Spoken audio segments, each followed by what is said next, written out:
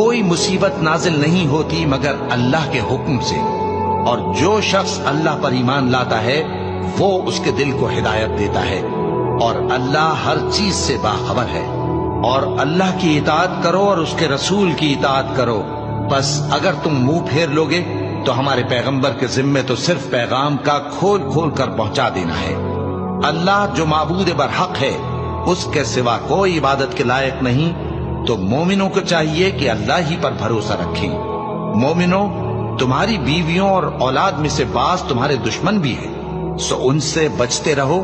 اور اگر معاف کر دو اور درگزر کرو اور بخش دو تو اللہ بھی بخشنے والا ہے، مہربان ہے۔ تمہارا مال اور تمہاری اولاد تو آزمائش ہے، اور اللہ کے ہاں بڑا اجر ہے، سو جہاں تک ہو سکے اللہ سے ڈرو اور اس کے احکام کو سنو اور اس کے فرمانبردار رہو اور اس کی راہ میں خرچ کرو، یہ تمہارے حق